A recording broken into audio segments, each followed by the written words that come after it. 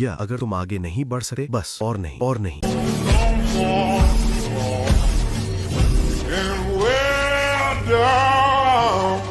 ये बूढ़ा आदमी देखने में बिल्कुल आम इंसान लगा है, लेकिन असल में उसके पास हैरान कर देने वाली कॉम्बैट स्किल्स हैं। रायन हमेशा लो प्रोफाइल में रहना चाहता था, लेकिन लोग उसकी जिंदगी को बार बार डिस्टर्ब करते रहते हैं। सब कुछ इसलिए क्योंकि उसके पास डिवाइन 5 एलिमेंटल रिंग है। दंत कथा कहती है कि जो भी 5 एलिमेंटल रिंग्स को इकट्ठा कर लेगा वो दुनिया पर राज करेगा। जैक फायर रिंग का मालिक है। वो कभी मार्शल कॉन्फ्लिक्ट्स में हिस्सा नहीं लेता। उसका सिर्फ एक शौक है, खूबसूरत लड़कियों का डांस देखना। एक दिन जब वो पूरी तरह डांस में डूबा हुआ था, उसकी बाहों में जो डांसर थी अचानक से स्नीक अटैक कर देती है, लेकिन जैक फायर रिंग का मालिक है। वो पल भर में रिएक्ट करता है और आराम से उस हमले को डॉज कर लेता है। डांसर फिर पावरफुल मैजिक छोड़ती है, लेकिन वो जैक के कैजुअल पंच को भी ब्लॉक नहीं कर पाती। अगले ही पल जैक अपनी पावर एक्टिवेट करता है और सब लोग तुरंत बाहर टेलीपोर्ट हो जाते हैं। डांसर्स का फायर मैजिक जैक के सामने सिर्फ बच्चों का खेल है। फायर रिंग के असली मालिक के सामने वो कुछ भी नहीं। जैक तुरंत अनाउंस करता है कि वो सबको फायर रिंग की असली ताकत दिखाएगा। ये देखकर डांसर्स भी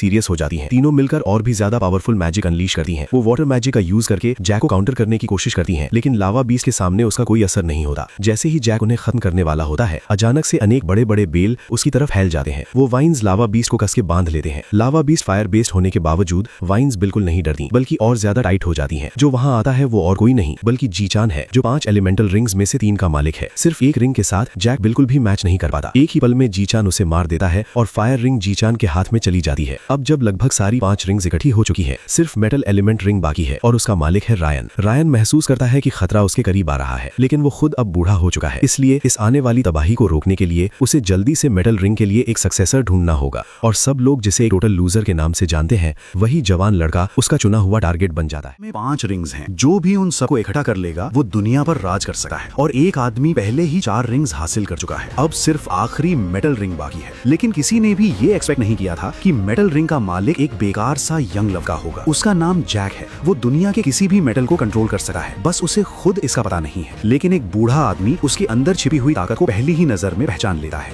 बूढ़ा आदमी जैक को पकड़कर पूछता है क्या वो उसका शिष्य बनना चाहता है, लेकिन जैक उसकी उम्र देकर उसे तुरंत मना कर देता है। बूढ़ा आदमी गुस्सा नहीं होता, वो बस एक लाइन कहकर चला जाता है, अगर कभी अपना फैसला बदलना हो तो शहर में मुझे ढूंढ लेना। ये कहकर वो टेलीपोर्ट हो जाता है और गायब हो जाता है। तब जैक को एहसास होता है कि वो बूढ़ा आदमी कोई आम इंसान नहीं बल्कि एक असली मास्टर था। उस रात जब जैक घर लौटा है तो देखता है कि उसके पिता माइक लंगड़ा कर चल रहे हैं। पूछने पर पता चलता है कि आज दिन में जैक ने कुछ लोकल गुंडों को नाराज कर दिया था। माइक ने बीच में आकर उसे बचाया। उन गुंडों ने सिर्फ माइक को मारा ही नहीं बल्कि सबके सामने घुटनों पर बैठने को मजबूर किया और बेइज्जती की हद पार करते हुए अपने जूतों को चाटने पर भी मजबूर किया। अपने बेटे के लिए माइक ने ये सब शर्म सह ली। ये सुनते ही जैक का खून खौलता है। वो तुरंत बदला लेना चाहता है, लेकिन उसे डर है कि कहीं फिर से माइक मुसीबत में न फंस जाए। इसलिए जैक फैसला करता है कि जब तक वो खुद मजबूत नहीं हो जाता तब तक इंतजार करेगा और फिर लौटकर बदला लेगा। वो तुरंत अकेला शहर की तरफ निकल पड़ता है उस बूढ़े आदमी को ढूंढने के लिए। और जैसे ही वो पहुंचता है, बूढ़ा आदमी पहले से ही जानता होता है कि जैक आएगा। वो जैक को पकड़कर तुरंत एक शानदार महल जैसे हॉल में टेलीपोर्ट कर देता है। फिर जानबूझकर जैक के हाथ से उसका क्लीवर यानी बड़ा चाकू छीन लेता है। वो देखना चाहता है कि क्या जैक वही इंसान है जिसका वो इंतजार कर रहा था। वो क्लीवर को जोर से दूर ला मार देता है। जैक उसके पीछे दौड़ता है और अपने दिमाग की ताकत से उसे कंट्रोल करने की कोशिश करता है। अचानक क्लीवर हवा में मुड़कर सीधा उसके हाथ में वापस आ जाता है। ये देखकर बूढ़ा आदमी पूरी तरह यकीन कर लेता है। जिसका उसे इंतजार था वो आखिर मिल गया। वो तुरंत घुटनों पर बैठकर उसे अपना मास्टर मान लेता है। फिर वो जैक को मेटल कंट्रोल करना सिखाना शुरू करता है। जैक अपनी लाजवाब टैलेंट की वजह से बहुत जल्दी सब कुछ सीख लेता है। इसके बाद बूढ़ा आदमी 5 तत्वों की रिंग्स में से मेटल रिंग को बुलाता है। वो गंभीर आवाज में जैक से कहता है कि इसे हिफाजत से रखना। जैसे ही वो बात खत्म करता है, मेटल रिंग खुद ब खुद जैक की उंगली में आकर फिट हो जाती है और उसी पल दुश्मनों को मेटल रिंग के प्रकट होने का एहसास हो जाता है। वो सीधा उनकी तरफ बढ़ने लगा।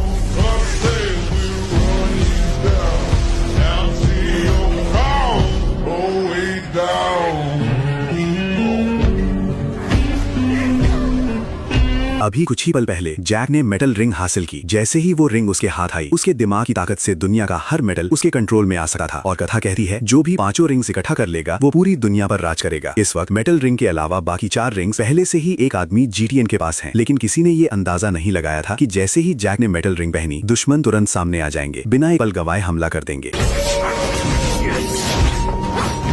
जैक के मास्टर रायन ने एक साथ दो दुश्मनों को रोक लिया, जबकि जैक ने सीधा एनी का सामना किया। उसने अभी अभी सीखी हुई मेटल कंट्रोल स्किल का इस्तेमाल किया। एक किचन नाइफ तेज रफ्तार से एनी के चेहरे की तरफ उड़ा, लेकिन एनी ने उसे आसानी से पकड़ लिया। जैक की अभी की ताकत उसके सामने कुछ भी नहीं थी। पल भर में एनी ने उसका गला पकड़ लिया। दूसरी तरफ रायन दो दुश्मनों को थोड़ी देर तक रोकने में कामयाब रहा। ये देखकर लाल कपड़ों वाली औरत ने जबरदस्त फायर मैजिक छोड़ दी। तक एनी ने जैक को पूरी तरह कंट्रोल में कर लिया था और उसे ले जाने वाली थी, लेकिन अचानक लाल कपड़ों वाली औरत ने एनी पर पीछे से हमला किया और उसे जमीन पर पटक दिया। असल में वो अपनी ही साथी को मारना चाहती थी ताकि सारा क्रेडिट खुद ले सके। जैक ने मौका देखा और दो बड़े घंटों को उसकी तरफ फेंका, लेकिन लाल कपड़ों वाली औरत फिर से आसानी से बच निकल गई।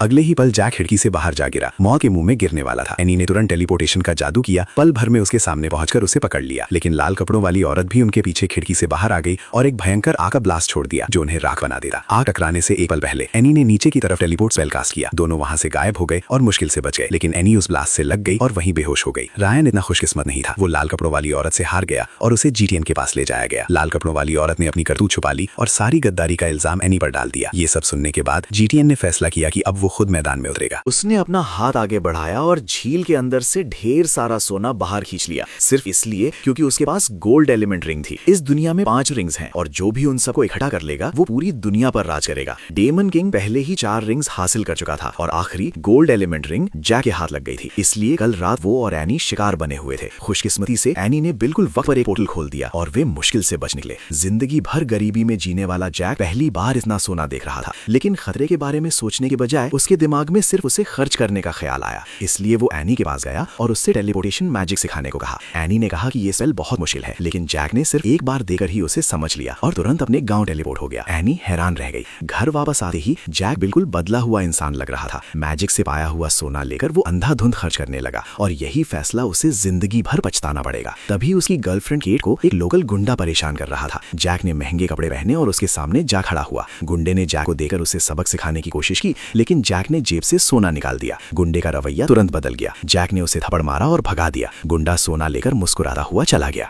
फिर जैक ने अपने दोस्त को पकड़ा और फख्र से बताने लगा कि उसने क्या किया। वो जोर से बोला कि अब वे कभी गरीब नहीं रहेंगे, लेकिन तब तक जैक अपना असली मिशन भूल चुका था। उसी वक्त दुश्मन गांव तक पहुंच गए। वे उस सोने के जरिए उसका पता लगा चुके थे जो जैक ने खर्च किया था। दिन भर मजे करने के बाद जब जैक घर लौटा तो उसने देखा कि उसका परिवार दुश्मनों के कब्जे में है और वे उससे गोल्ड एलिमेंट रिंग सौंपने पर मजबूर कर। में 5 रिंग्स हैं, जो भी उन सबको इकट्ठा कर लेगा वो पूरी दुनिया पर राज करेगा। डार्क लॉर्ड पहले ही 4 रिंग्स हासिल कर चुका है और आखिरी मेटल रिंग अब जैक के हाथ में आ चुकी है। जब उस दिन जैक घर लौट कर आया, उसने देखा उसके दोस्त जमीन पर दर्द से तड़प रहे थे। अगले ही पल एक पोर्टल चमका। दुश्मन अचानक सामने आ गए और मेटल रिंग मांगने लगे। जैक ने अपनी गर्लफ्रेंड को देखा जो बुरी तरह से जख्मी थी। उसका पहला इंस्टिंक्ट था कि वो रिंग दे दे, लेकिन अचानक उसे अपने मास्टर की बात याद आई। मेटल रिंग कभी भी दुश्मन के हाथ में नहीं गिरनी चाहिए, वरना दुनिया में तबाही मच जाएगी। उस जिंदगी और मौत के पल में जैक ने बड़ी भलाई को चुना और रिंग देने से मना कर दिया। ये सुनते ही दुश्मन उसकी गर्लफ्रेंड को मारने के लिए बढ़ गए। तभी एकदम से केबिन का दरवाजा जोर से टूटकर खुला। उड़ती हुई तलवारों का तूफान बाहर निकला।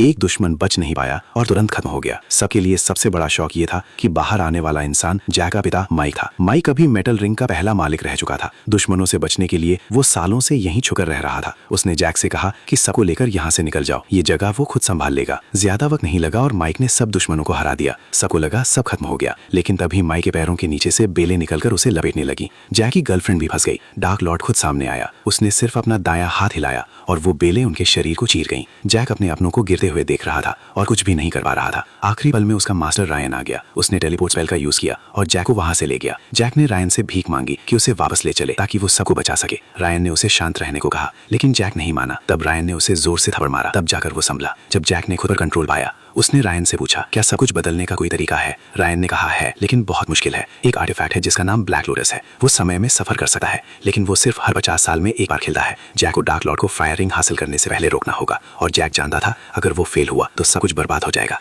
जैसे ही ब्लैक लोटस खिला, जैक ने वक्त के पार अपनी यात्रा शुरू की। ये उनकी आखिरी और इकलौती उम्मीद थी।